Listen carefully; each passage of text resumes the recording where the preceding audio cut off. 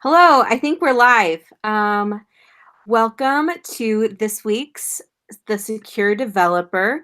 I'm really happy to have people joining us. I'm excited for this event. Again, we're The Secure Developer.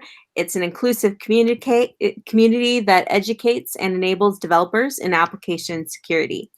Coming up, we're going to be joined by Shraya Ramani talking about using SS Octopus. But before I dive into that, I wanted to take a quick second to introduce myself. My name's Haley Dembraver, and I'm subbing in for Sam this week. I also work at Sneak on their developer relations team as a developer advocate. I'm running the session today from my home in San Diego, California, and our guest today is also a Southern Californian. We're trying to improve this community, so we value your feedback. You can find us on Twitter at @TheSecureDev, all lowercase one word, or on our Slack group. The Slack group is also where you can interact with our speakers and fellow community members. If you haven't already signed up, you can find the link on our website, thesecuredeveloper.com. And by joining the live sessions channel, we'll be able to facilitate your questions to Shraya during the session. Once the session is over, you'll be able to rewatch it on our website, share with friends, colleagues, or hopefully both. The Secure Developer is brought to you by Sneak, but our aim is really to create a vendor-neutral space to share knowledge and best practices related to software security. All right. Well, I think that's enough for me, and I'm going to turn it over to Shraya. Welcome to the Secure Developer. Thanks. Excited to be on this. Okay, I'm gonna get started. So I'm gonna go through what I think could be considered a common growth pattern for organizations. So the year is 2010, and this is PackFeed. PackFeed is a newly created independent digital media company. PackFeed is most known for its articles, usually in the form of informative lists like 21 Ways to Lose a Ghost. And the technical team can be small and lean with just this one business initiative. All of the source code for the website is stored in a monolithic repository. A couple years later, PackFeed grows to support other types of media content. It's now known for producing its viral videos, a lot of them about cats. With its growth into different types of content, PackFeed's technical team has tripled in size over the year to be able to support the content team. Adding more business logic to PackFeed has become cumbersome as growth continues. Deploying any change, big or small, requires so much coordination between developers, it could be comparable to anarchy. So something needs to change. So they turn to microservices. And PackFeed is split out into multiple microservices that make up the different parts of the system and interact with each other in a variety of ways. So then PackFeed grows to support even more types of media content. They're now known for their award-winning investigative journalism team and their brands like Tasty, which are videos to make cooking more accessible. With this media expansion, PackFeed's technical team grows. Its responsibility is to make sure this content is accessible and discoverable across a wide variety of platforms, from PackBook to PackTube to its own PackFeed platform. With the move to a microservice architecture, it's easier to build these services, which is great. And so then there becomes a necessity to create internal tools for employees and tech and other parts of the business organization to aid their workflows. And with the creation of internal tools introduces a new question. How do we secure our services so that only employees who are authorized to access these tools can access them? And today that's what I'd like to talk to you about.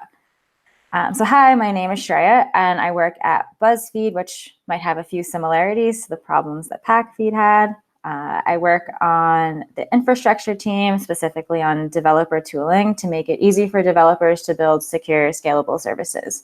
And one tool that I worked on is something that we use to solve the problem of securing internal services.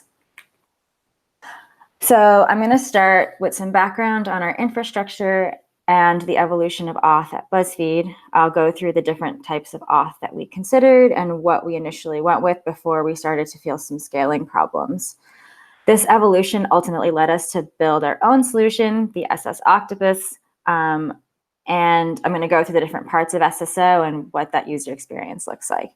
SSO is recently open source, so finally I'd also like to talk about why and how we ended up going through that open source, and I'm going to touch a little bit on how we approached maintaining this open source project. So let's start with how we historically approached auth at BuzzFeed and the auth infrastructure problems we faced as we continued to grow into the organization we are today. So BuzzFeed reached a point where it was apparent that it would need to be able to build fast to be able to support its business growth. In order to do so, we invested time in building scalable infrastructure. The first big improvement to our infrastructure was the introduction of a homegrown tool to standardize the way we deploy and test our services called RIG. And this is what RIG looks like. RIG is a platform our engineers use to create an opinionated workflow for creating, deploying, and testing services. It leverages containerization and is built on Docker and Amazon ECS. So a user can push a change to the source code to the monorepo on GitHub, and then a Docker image is built and stored in Amazon ECS, and then the service with the built image can be deployed from a separate UI that we call deploy UI on stage and production environments. And having RIG made creating new applications easy and allows developers to be able to focus more of their efforts on actually developing software.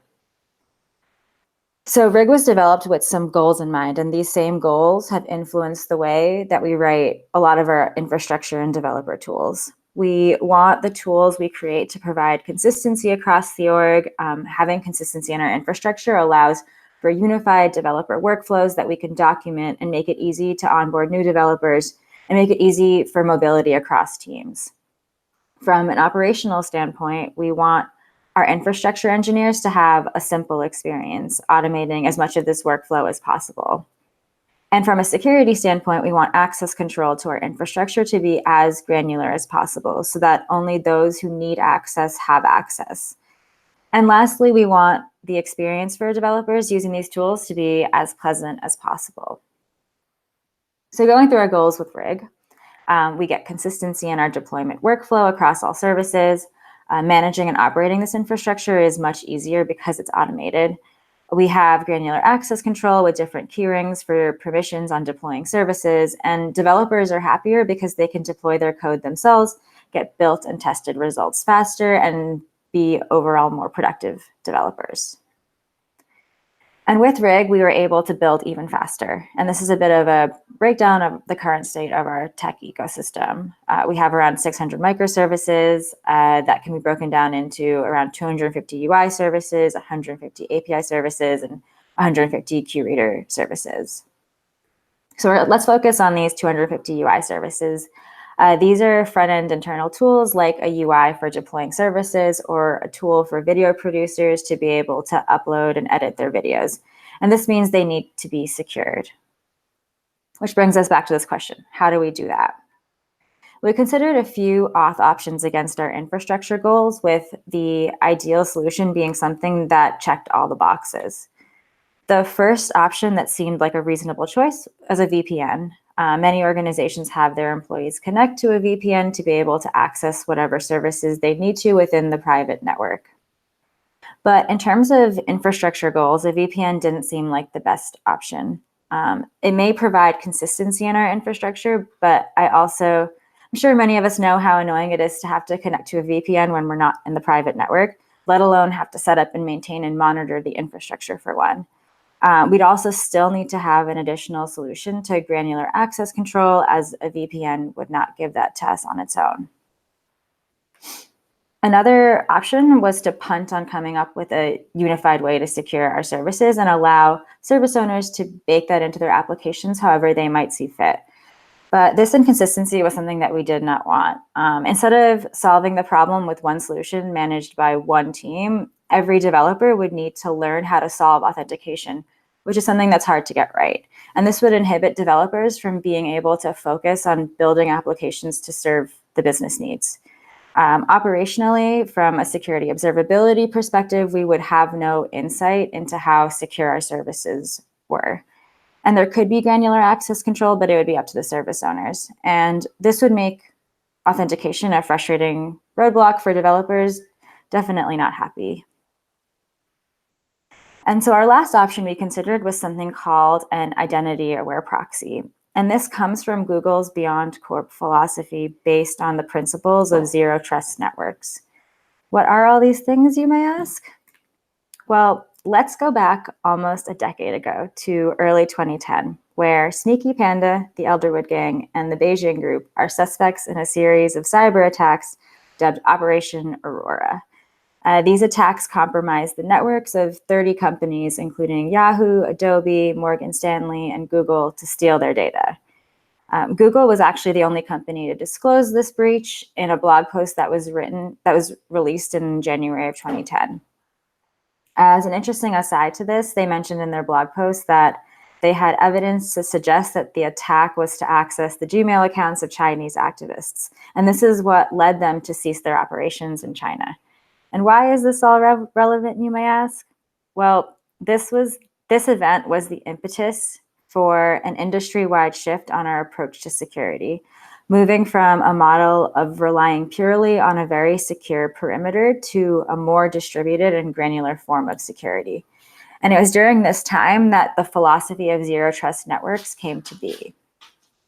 So basically, if Sneaky Panda were able to figure out a way to get past the perimeter in this network, either because of an unreliable VPN provider, stealing Pac-Man's credentials, or a poor encryption algorithm on a security protocol, the whole network would be vulnerable to attack once Sneaky Panda was able to get past the perimeter-based security. And this is what zero trust networks aimed to prevent based on 3 tenets. So first, network locality is not sufficient for deciding trust in a network. We should assume that the network is hostile and that external and internal threats exist on the network at all times. Second, every device, user, and network flow should be authenticated and authorized, meaning granular access control. And lastly, policies must be dynamic and calculated from as many sources as possible. So having good monitoring and flexibility in the system is important. So using this philosophy, Google created their Beyond Corp philosophy, which is defined in a white paper that was written in December of 2014. And from this white paper came the concept of an identity-aware proxy, which is considered a building block towards a Beyond Corp architecture model. And so the purpose of an identity-aware proxy is to shift authentication and access control to be something that's based on a user's identity rather than what network the user is in. And doing this by having a proxy service that sits between the user and the upstream. It then uses a third-party auth provider like Google to authenticate and authorize the user trying to log into the service. And so with this kind of model, if Sneaky Panda gets into the network, they still can't get access to any service within the network secured by the identity-aware proxy without having the user's credentials. With granular access control, if Sneaky Panda gets Pac-Man's credentials and MFA, then only the services that Pac-Man has access to would be vulnerable. Critical services would hopefully be protected as admin-only access and then would be inaccessible to Sneaky Panda. And so this was everything we wanted: consistent, easy to maintain, granular access control, low developer setup overhead. We just needed to figure out what implementation of an identity-aware proxy we wanted to use. So like any good developers, we looked to open source. And the implementation we looked at came in the form of a Go binary from Bitly called auth2 proxy. So each service would have an auth proxy that would sit in front of it, and it would run the auth2 proxy binary with the appropriate configurations. And this was great for a while when we only had a few user-facing services, but soon we started to question its scalability as more user-facing services, therefore more auth proxy services were created. And so we started to see some scaling problems that were felt all around. So to start, the users accessing the services behind auth2 proxy would have a frustrating experience. So many of our users use multiple tools in our microservice ecosystem. For example, a video producer might use one tool to upload and package their videos, another one to see when they'd be published to the appropriate platforms, and another one to see statistics and on how their video did. And so since each service had its own OAuth 2 proxy service sitting in front of it, it meant having to log in with Google for every single service individually. And this was not only frustrating because users would have to click through to sign into every new service, it also enforced bad security practices, as users would blindly click through the auth proxies without actually checking that they were using the credentials for the correct services. And developers and operators also felt some scaling problems. For developers creating a new service, the process of adding auth meant copying over a boilerplate OAuth 2 proxy service and modifying the config values. And to most developers, what these configurations meant was confusing and completely opaque to them. And maintaining these OAuth 2 proxy services was frustrating as well. For example, when there was a critical security fix for OAuth 2 proxy, it meant updating our services meant updating every single OAuth 2 proxy service. And this was not only tedious to our infra engineers maintaining the service, it also created a larger surface area for the potential of an attack. And so with that, we realized even though we got consistency and granular access control, doing anything with the OAuth 2 proxy services themselves was a pain. So we decided to build something new. And so in coming up with our new auth solution, we did not want to stray too far from what we already had. And we decided to use the logic of OAuth 2 proxy to create the SS Octopus, aka SSO, our single sign-on version of OAuth 2 proxy. So what is SSO?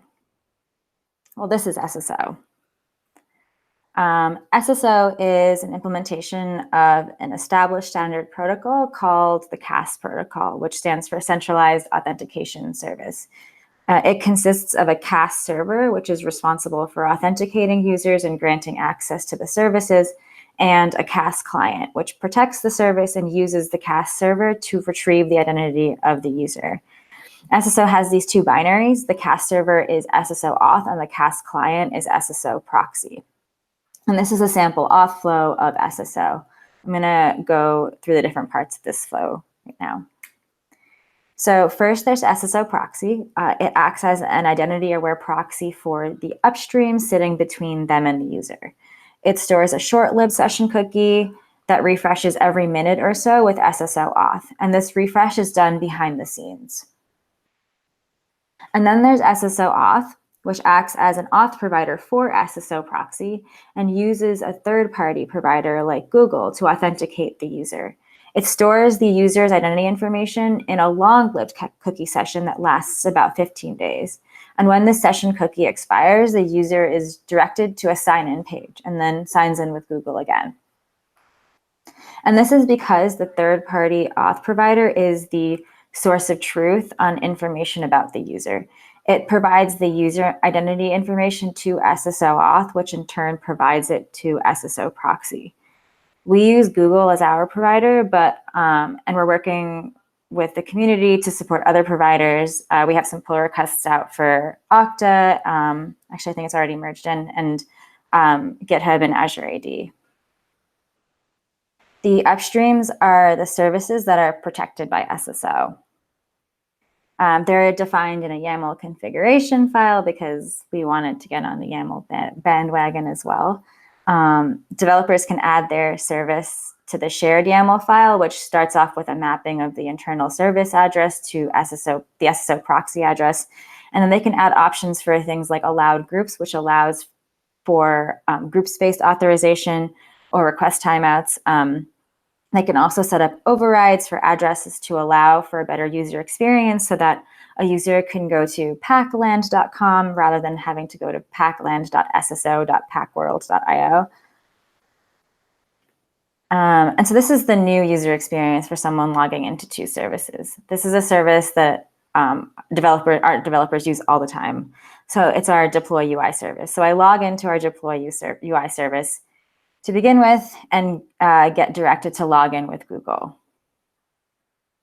After signing in with Google, I get directed to the deploy UI page and then can go ahead and deploy some services. Now, say I want to check my service that I just deployed. I'm going to open a tab and go to HTTP bin, a sample service we have behind SSO. This time I'm immediately redirected to HTTP bin without having to log in again. SSO proxy refreshes every minute. So if my account were to get hacked by Sneaky Panda, by the time I'm done with this talk, it could be locked down, and nor I nor Sneaky Panda would be able to access either service. So having SSO in production checked all of the boxes for our infrastructure goals. With centralized auth operating our infrastructure is a much simpler, streamlined process. Rather than having to maintain hundreds of individual auth proxies, our infrastructure engineers only need to focus on one code base to have those changes be reflected in all of our services. And this has made it easier to fix bugs, add better monitoring and metrics, audit our services, without having to grep for days and days, and generally be more flexible with changes to our system. It allows us to be provider agnostic as well, and leverage features of Google's auth like 2FA without having to implement these things ourselves. And so SSO has been in production for a few years, and we have hundreds of services behind it. After a couple of years of having this in production, we made the decision to open source. And this decision was not taken lightly. Open sourcing security is scary. You don't want to be giving away the keys to your kingdom. We realized, though, that open sourcing SSO shows the lock to our kingdom without giving the keys. But still, we had many justifications to make before deciding to open source SSO. So why did we open source SSO? First, SSO was born out of an open source project, and it only seemed natural to give back to the community. We understood from talking to folks in similar roles at other companies that the need for centralized auth was a common problem among platform engineering teams. We learned that many teams had built out their own solutions internally because there was no ideal open source solution at the time. And so we hoped to work together in the open to tackle this. Additionally, we knew empirically that OAuth 2 Proxy, from which SSO was originally forked, has a large and active community of users. So we felt confident that we could achieve similar traction with SSO. And finally, we believed that granting access to our code would help improve our security practices. As I'm going to discuss in the next section, security encompasses a variety of risk factors you can't prepare for. And we know that it's very difficult to get right, and that transparency would shine a light on our security footprint.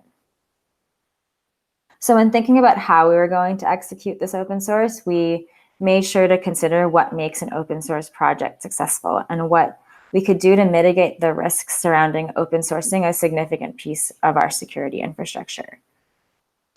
So to start, we made sure that we had substantial documentation to make getting started with SSO as easy as possible. We focused a lot of our effort on a Quickstart guide to lessen the barrier for entry to use this project. We think that having this Quickstart guide was a major part in its success for getting people to start contributing and using SSO.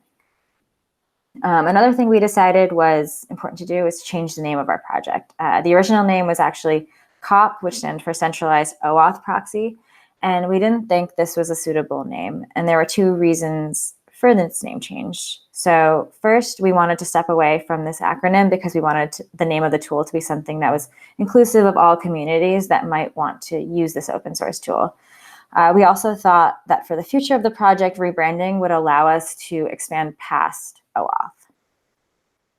So I actually started by polling a bunch of engineers on naming suggestions and got some really interesting suggestions. Octopus,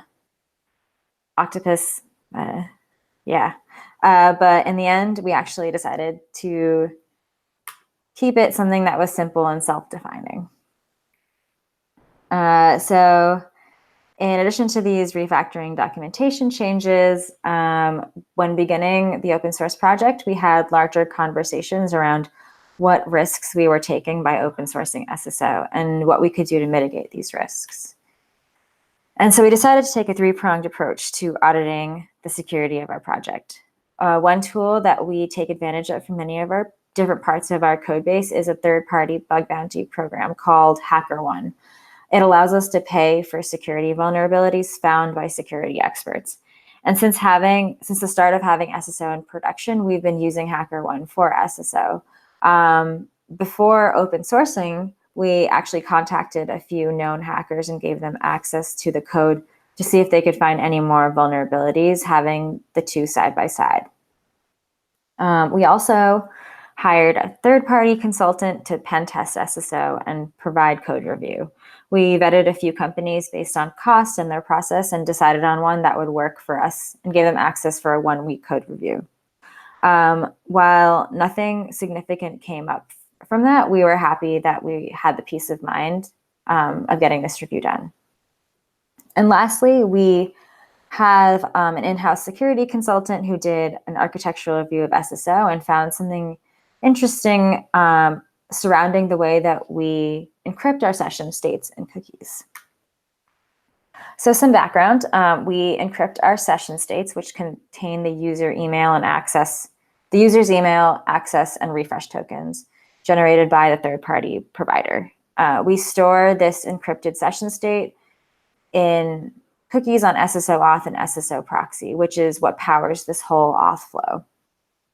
And we previously used AES GCM encryption, but our security architecture consultant informed us that this type of encryption is not resistant to an attack called a nonce reuse misuse attack.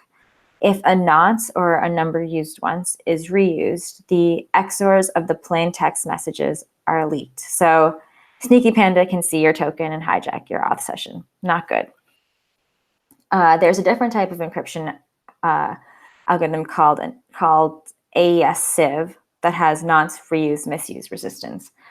And luckily, ciphers with this type of resistance don't fail catastrophically when the nonce is reused. The only information that these ciphers leak is that if the same message is encrypted with the same nonce twice under the same key, you obtain the same ciphertext. So we ended up going with an open source package called Miscreant that implements AES Civ.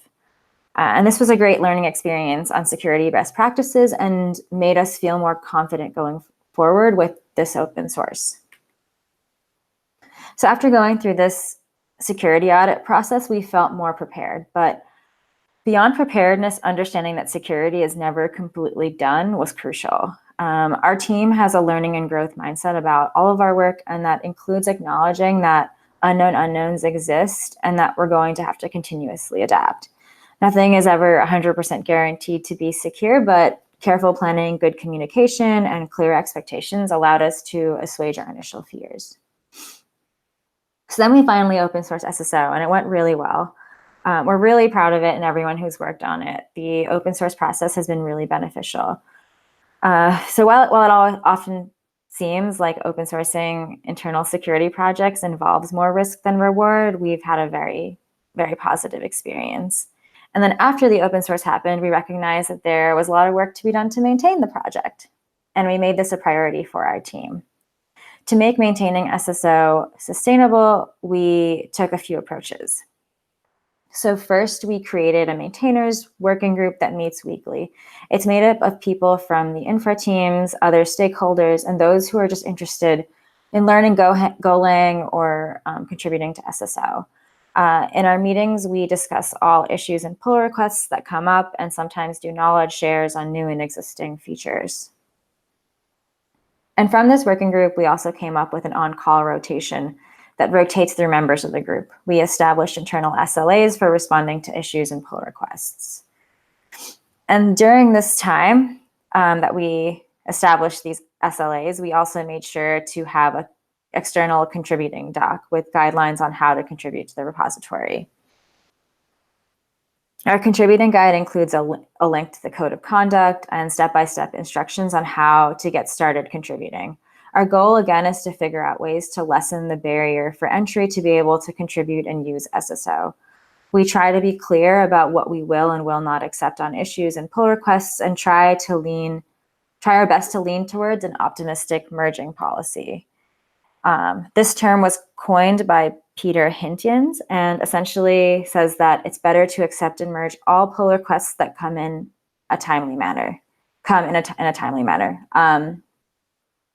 This can be difficult, especially when maintaining a critical piece of our security infrastructure. So we tend to fall somewhere in the middle of that, and a rigid merging policy or a pessimistic merging policy. We want to make sure that contributors know that they're making a difference contributing, which will hopefully encourage them to continue to do so. So yeah, maintaining an open source project is a lot of work and required us to invest time and energy and approaches to make it sustainable. And in the end, knowing that the work that we put into it, maintaining the project, has made people's lives even a little bit better is worth it. And so that's a little bit about how we approach security infrastructure and why and how we ended up building an open source solution for microservice auth at BuzzFeed. With the SS Octopus, PackFeed is able to have a centralized solution to microservice auth, following best infrastructure practices and making sure that only authorized users can access the tools that they need to. If you'd like to try out SSO, it's open source, and we work on actively maintaining the repository and would love any feedback in the form of issues or pull requests. Thanks.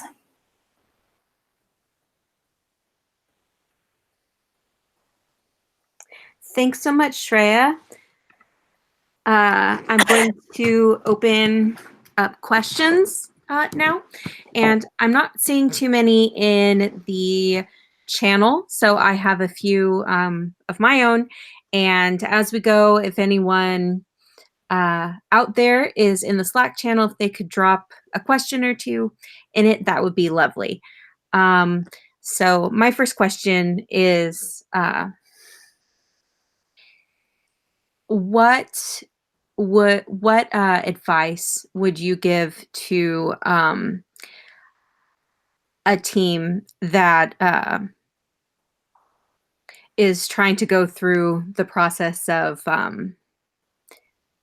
scaling their authentication, going through a similar process? Like, what are lessons learned that you would have told your previous self, I guess? That's a good question. I think one thing that was kind of useful to think about when we were first building out SSO was that we were we ended up reusing OAuth 2 Proxy to build it. And I think that was really useful because we had something to start with, and we weren't changing the way that we did the microservice auth too much. And I think it was useful to have that kind of starting point. Yeah. Oh, that makes sense. So we have a number of people in our community, ranging from people who've been thinking about security for a long time and people who are kind of new to it. What would you say to a developer who is just starting to learn security? Do you have any advice for a beginner?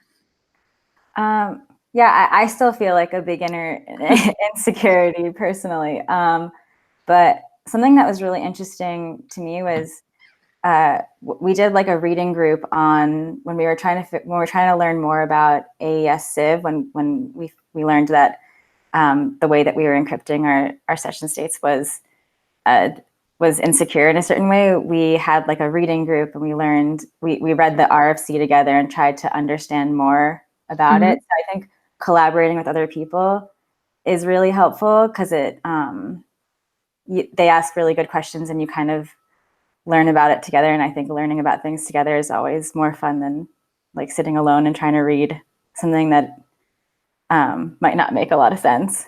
Yeah. No, that makes sense. I agree. That is a good step. Let's see.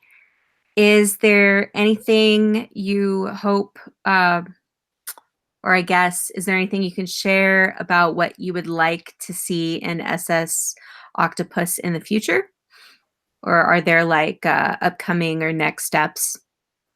Yeah, we're currently working on supporting Okta as a provider. So I think it's slowly coming together, which is really exciting. And I think having other providers And supporting other providers would be really cool. Yeah. No, that does sound good. So I think it's really neat that BuzzFeed open sourced this. And you did talk a bit about some of the things you did leading up to doing so to make sure your bases were covered and that kind of thing.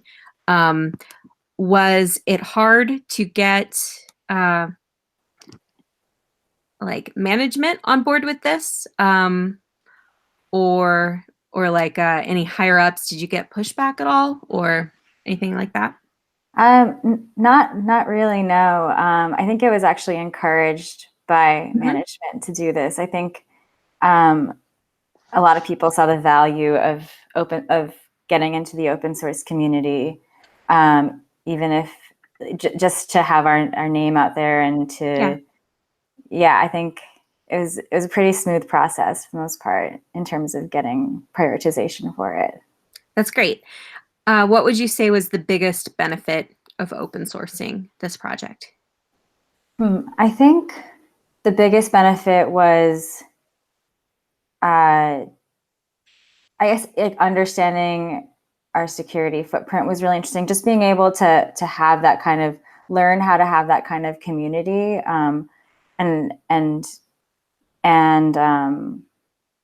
like it's been really cool to have people from the outside community use Mm-hmm. SSO and contribute to it and submit pull requests and issues. And I think it's been really great to just be able to work on it in the open rather Mm-hmm. than just working on it as a small team. Oh, that's great. Yeah. Very cool. Let me see. I think have a couple more questions if you have time. Yeah, sure. Or okay. Well, so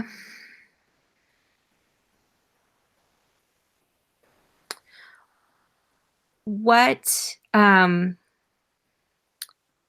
let's just say, or how big is your team? How many people are responsible for SSO? So our infrastructure team is, I think, around 10 people. Mm-hmm. There are 3 people for, I think, so we also have our SSO maintainers group, and that's around, I want to say, like 6 people. Okay. Um, and yeah, and then I think in terms of people who are responsible for SSO, we have a smaller subset of the infrastructure team that Mm-hmm. works on it. Yeah. Okay. And you said that you have kind of an on-call rotation going on. Is that true? Yeah, we Yeah. do. So is that process any different from how you might handle an on-call rotation for a non-open source thing? Or is it It's pretty similar? a little different. Mhm. It's mainly just for the open source, for managing the open source project. So it's triaging pull requests that come in and making sure that we answer them within a day's time, and figuring out if there are any issues that come in that are that seem like they're more critical, Mhm. and uh, that less of of how we use SSO in BuzzFeed and more about how the maintaining the actual project. Okay. Yeah, that makes sense. Um, do you have anything that that you want to plug? See your Twitter handle there. Anything upcoming for your team or yourself that you'd like to share? Well, I'm going to be giving a talk very similar to this at Velocity. So, Oh, that's great. so yeah. Other than that, I don't think I have anything Okay. else to plug. Yeah, that's okay. I like to ask. Um, all right.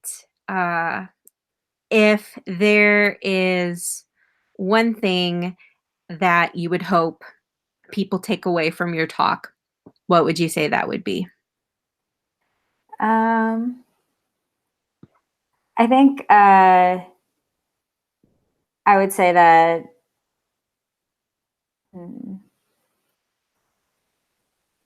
that I guess It's I have okay. a lot of thoughts. Can be more than one. Well, that I guess in terms of open sourcing, I think it's really great to be involved in the open source community. Mhm. In terms of microservice auth, I mean, it would be great if anyone wants to try out SSO or use it. That's great, but it's also I think it's great to think about using it, like how I guess scaling I guess it's interesting. It's been really interesting to see how auth has scaled at BuzzFeed, and that's something Yeah. that's interesting to see at other organizations. Mhm. Yeah. No, that makes sense. All right. Well, I'm gonna wrap up. But thank you so much for coming.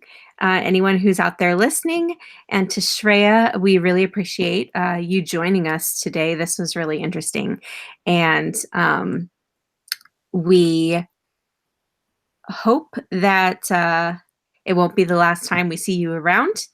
And I just really like this. It'll be available to be, or the video will be available to be shared later. I have a few things to do to get that published, but feel free to share in your network with your friends, coworkers, that kind of thing. Our next session will be in 2 weeks on the 6th of June, and we're going to be discussing 10 excellent ways to secure your Spring Boot application with Simon Maple and Matt Rabel. You can register and get your tickets on our website, thesecuredeveloper.com. In the meantime, I hope you enjoyed this session, and please remember to share the video and invite others to join our community. Thanks to everybody. Take care.